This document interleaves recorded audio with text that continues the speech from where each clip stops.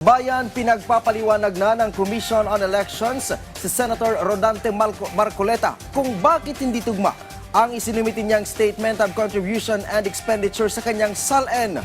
Ilang kontratista rin na nag-donate umano sa ilang kandidato noong 2022 elections ang pinagpapaliwanag ng komisyon.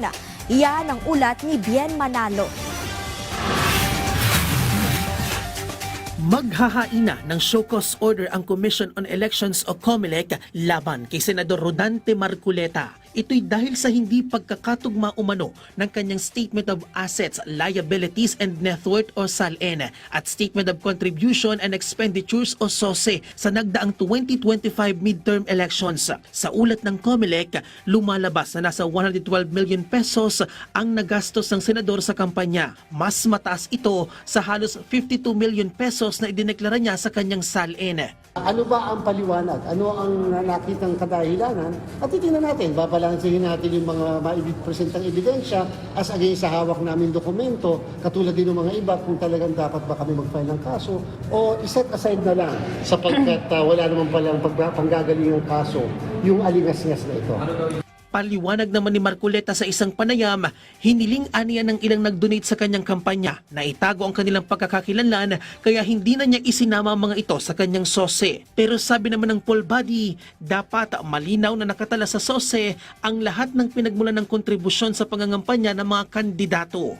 Dapat yan dinideklara lahat, nilalatag lahat, para alam din kasi ano pang purpose ng publication? Ano pang purpose ng pagsasabit sa amin? Ano pang purpose ng pag-oath o pagpanunumpa kung meron din lang naman tayong hindi ilalagay doon?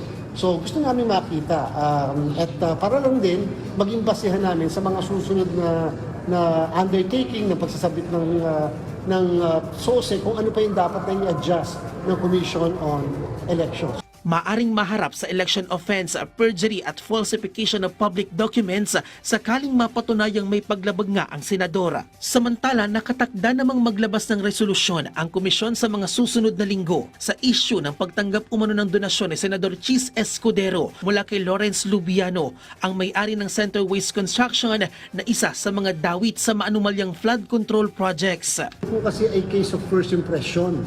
Ano po ibig sabihin ng case of first impression? Wala pa po kasing ruling before. Wala pang interpretation before kahit ang Korte Suprema sa bagay na yan. Therefore, it is an open-ended question. It is a question of law. Kahit po siguro ordinaryong mamamayan natin, kahit nga po mga abogado na, kahit ng mga pagkatatalino na sa academe, sa legal, magkakaiba pa rin ang interpretasyon sa isang provision ng batas. Lalo pat hindi pa settled. Hinihintay din ng COMELEC ang paliwanag ng 27 kontratistang nag-donate umano sa mga kandidato noong 2022 elections. Malinaw kasi na maring ipinagbabawal sa batas ang pagbibigay ng donasyon ng mga kumpanyang may kontrata sa gobyerno sa mga tumatakbong kandidato para maiwasan ang tinatawag na conflict of interest. Bien Manalo para sa Pambansang TV sa Bagong Pilipinas.